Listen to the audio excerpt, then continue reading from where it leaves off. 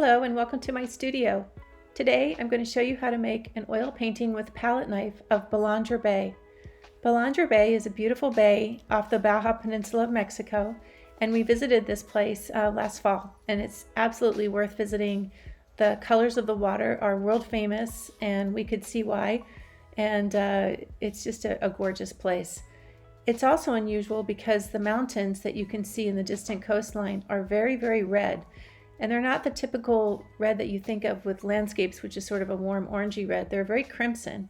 And in the shadows, they're a deep, deep violet. So really stunning scenery and very dramatic when you compare it with the light blue and turquoise and green water.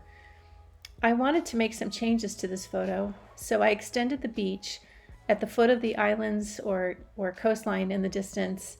From little cove beaches, I made the beach much bigger and wider. And I brought it down so that it goes all the way across the back of the photo. I'm also bringing the beach down around the front so I can get a nice curve in the foreground. This is part of the design I wanted to explain to you.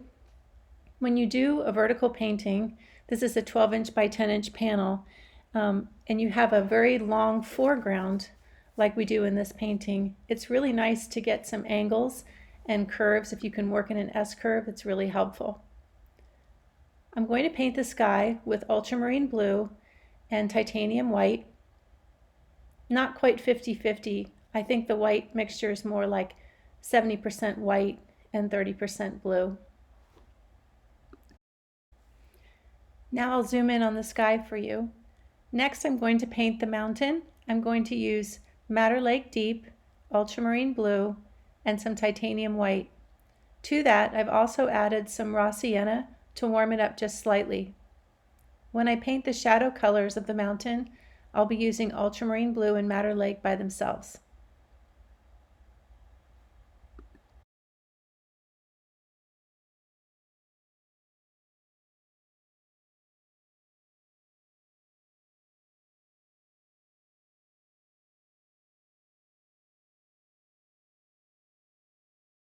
Now I'm going to add some sunny highlights to the top of the mountains using Naples Yellow Deep, titanium white, and cadmium red light.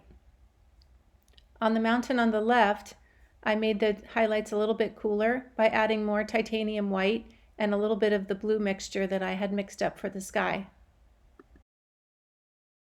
Now it's time to paint the beautiful turquoise hues of Balandra Bay's world-famous water. I'm going to use several different blues. I wanted to compare them in this video so that you could decide if you wanted to purchase some of these.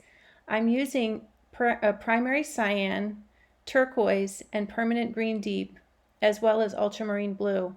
And I've made quite a few different mixtures of the turquoise water. You definitely don't need all of these colors, but it's really fun to have them to play with. And I found that primary cyan is one of my favorite new colors. So for the water closest to the beach in the background, I used ultramarine and primary cyan. Primary cyan is closer to ultramarine and turquoise is further towards green. So primary cyan has a little more cool blue in it, but it's a really pretty ocean color. Turquoise is not quite as transparent as primary cyan and slightly more green. So those are the main differences. As I work from back to front, I'm making the blues have more and more green in them. And I'm also making them go from deep blue in the distance to lighter shades of blues and greens in the foreground. So cooler and darker in the distance, lighter and warmer in the foreground. Now it's time to add the beach.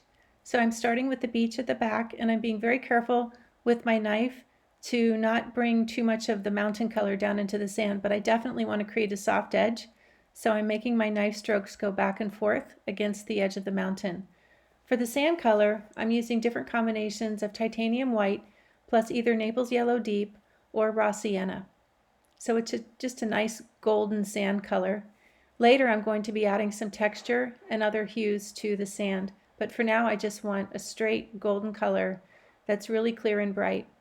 One of the things I love about palette knife painting is the colors just seem to be brighter and more luminous. I don't know if it's because the paint is thicker or because I'm doing less blending, but I can just put the colors down and enjoy them just for the sake of paint. They're just absolutely beautiful. and it seems to be easier to blend with the knife than it is with a brush. Now comes the really fun part of this painting, which is the foreground coral reef. I want to demonstrate how to make it look like rocks are above water and below water. I'm using the same palette knife, and I'm making dark marks with a combination of ultramarine blue and madder lake, and then some brighter greens, some yellow greens, some violets made with permanent red violet and ultramarine blue and white, and also bits of turquoise. And I want to have lots of action going on in this area, lots of color, lots of texture, and so I'm layering all kinds of combinations of my colors to get this effect. As you can see, when you step back from the painting, it's starting to look like a coral reef underwater. Next, I'll do some blending. I'm zooming in here so you can see how I'm working my palette knife in real time. I'm blending bits of turquoise and ultramarine blue around some of the sea rocks and into some of the lighter patches of sand where the sand is underwater. I'm putting light on dark and dark on light. You can see my strokes are very gentle. I'm adding more and more layers of different shades of violet, green, dark violet, dark green, yellow green, light green, and so on to sort of create a mosaic of colors. And I'm adding small strokes and large strokes. Some strokes I'm just putting the paint down and leaving it, and in other places I'm going back in and blending. I've mixed up permanent green deep and cadmium yellow medium, and I'm also going to mix up some cadmium yellow lemon with titanium white. I really want to emphasize the greens in the foreground. This gives the look of sunlight, and also it emphasizes the cool blues. So you get the effect of cool blues in the shadows and warm sunlight hitting maybe some algae or sea life or something, but it really livens up the foreground to have the big temperature shifts, and it makes it look more natural while still having a contemporary look because it's a palette knife painting. I hope this makes sense. Next, I'm going to add some texture and different hues and values to the water in the distance. I want your eye to sort of go from the foreground and wrap around the beach and go to the beach all the way in the distance. And so to get the eye to do that, I'm adding lighter turquoise blues where the sand meets the water in the distance.